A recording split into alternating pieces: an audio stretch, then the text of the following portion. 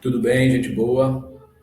Hoje vamos falar sobre o Evangelho de Jesus em Marcos, capítulo 9, do versículo 14 ao versículo 29, que fala sobre a cura de um jovem possesso, um jovem endemoniado. Jesus, quando voltava do monte, naquela passagem da transfiguração com Pedro, Tiago e João, encontrou uma multidão junto dos seus discípulos que estavam discutindo com os escribas. E Jesus questionou sobre aquilo, e um homem chegou, um pai chegou para Jesus e disse: Mestre, trouxe meu filho aos teus discípulos para que eles curassem, mas não puderam. Aí Jesus comentou, fez uma passagem: ó geração incrédula, até quando estarei convosco? Até quando vos sofrereis? E o homem conta a história toda de sofrimento que ele, junto com seu filho, tinha passado.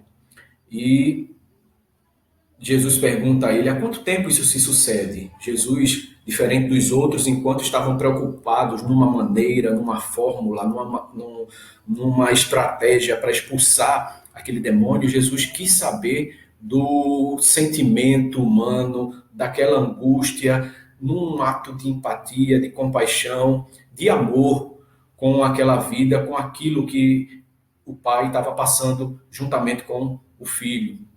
E o pai diz, desde a infância, desde a infância. E chega para Jesus totalmente despido de orgulho, de algum sentimento de convicção humana, mas chega para ele aberto, com o coração sincero e diz: mas Senhor, se tu podes. No versículo 22, o homem diz: mas se tu podes alguma coisa, tem compaixão de nós e ajuda-nos. O homem foi totalmente rasgado, quebrado, sem mostrar nenhuma fortaleza ou algum tipo de sentimento de super-homem, mas foi totalmente despido. Totalmente despido, e chegou para Jesus com esse coração rasgado, com esse coração dolorido. Aí Jesus chega no versículo 22 e diz: ao que lhe respondeu Jesus: se podes, tudo é possível ao que crê. Esse se podes no imperativo. Tudo é possível ao que crê, meu filho. Meu querido, minha querida, tudo é possível ao que crê.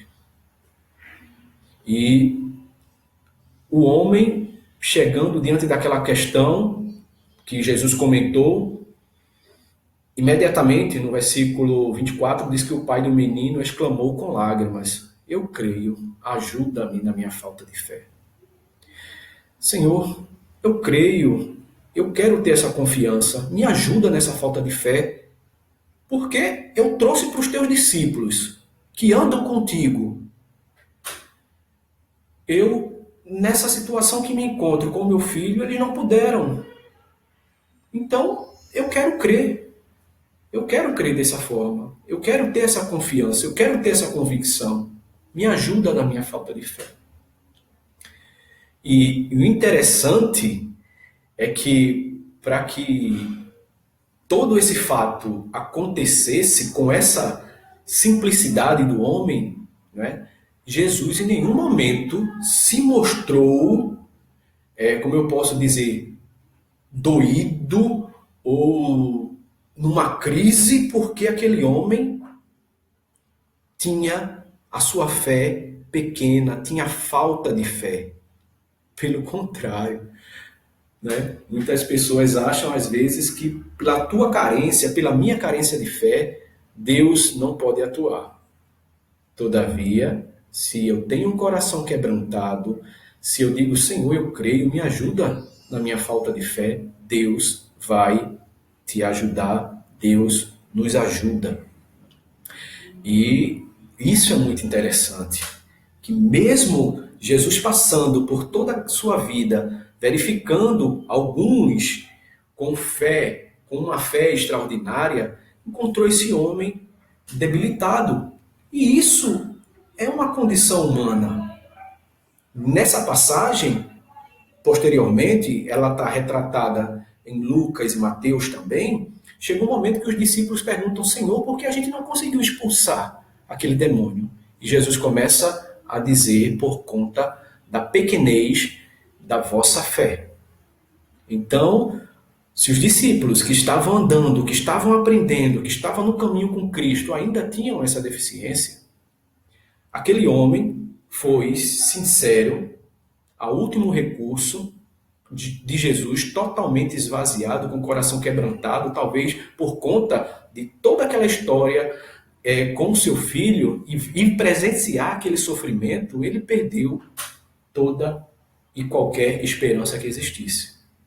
Por isso, essa palavra, para mim, para você, meu querido, minha querida, é que não desista. Não desista, mesmo que tua fé fracasse, mesmo que tua fé falte, se coloque diante de Deus com o coração sincero, verdadeiro, porque eu creio num Deus que reconhece a sinceridade humana, que reconhece a fragilidade humana. E esse homem, a partir daquele momento, ele disse: ajuda-me na minha falta de fé. O Senhor providenciou a cura, a libertação para o seu filho.